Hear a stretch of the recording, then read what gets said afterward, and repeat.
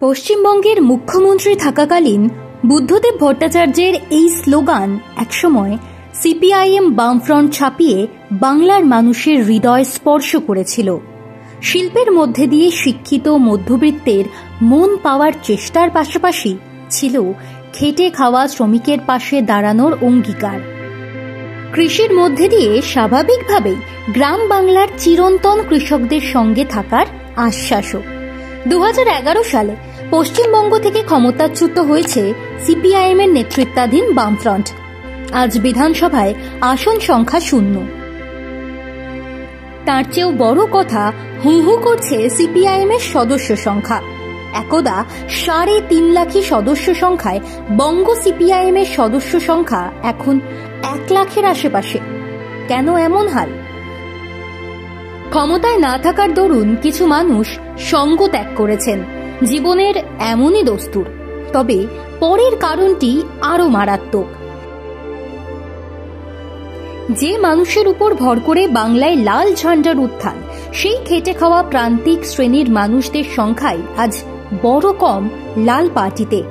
সদ্য শেষ হওয়া সিপিআইএম এর রাজ্য সম্মেলনে এমন কথাই তুলে ধরেছেন নিরাপদ সর্দার। কে তিনি? একসময় সন্দেশখালীর বিধায়ক ছিলেন তিনি। 2024 লোকসভা নির্বাচনে বসিরহাট লোকসভা কেন্দ্রে তিনি বামফ্রন্ট প্রার্থী হয়েছিলেন। বর্তমানে সিপিএম এর ক্ষেতমজুর সংগঠনের নেতা। মেহনতি মানুষদের কমিটিতে জায়গা দেওয়া প্রয়োজন বলেও মনে করেন নিরাপদ সর্দার। উত্তর 24 পরগনার সন্দেশখালীর তপশিলি জাতি ও উপজাতি অধ্যুষিত প্রত্যন্ত এলাকা থেকে উঠে এসে নিরাপদ সিপিএম এর রাজ্য কমিটির সদস্য হয়েছেন। নিরাপদের এহেন পর্যবেক্ষণ যেন নতুন করে ঘুরে দাঁড়ানোর প্রেরণা জাগাচ্ছে সিপিআইএমকে। কিভাবে? আগামী 20 এপ্রিল বামেরা যে ব্রিগেড ডেকেছে তা ডাকা হয়েছে সিটু ও প্রাদেশিক কৃষক সভার ব্যানারে। কৃষক ক্ষেতমজুর শ্রমিকদের মধ্যে আরও প্রচার চালাতেই এমন উদ্যোগ। রাজনৈতিক মহলের একাংশের দাবি, অতীতে এমন ব্রিগেড ডাকা হয়নি।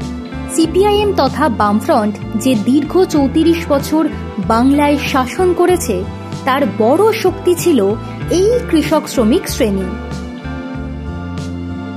2026 সালে ফের ঘুরে দাঁড়াতে পুরনো হাতিয়ারেই শান দেওয়ার প্রস্তুতি চলছে। আসন্ন ব্রিগেড তারই প্রাথমিক পদক্ষেপ বলে মনে করা হচ্ছে।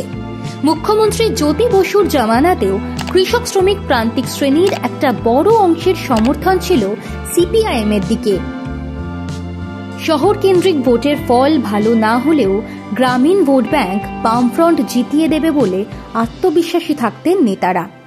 অনেকেই মনে করেন সাম্প্রতিক পরিস্থিতি রাজ্য রাজনীতিতে বামফ্রন্টের ঈশান ও প্রাসঙ্গিকতা দুই কমেছে।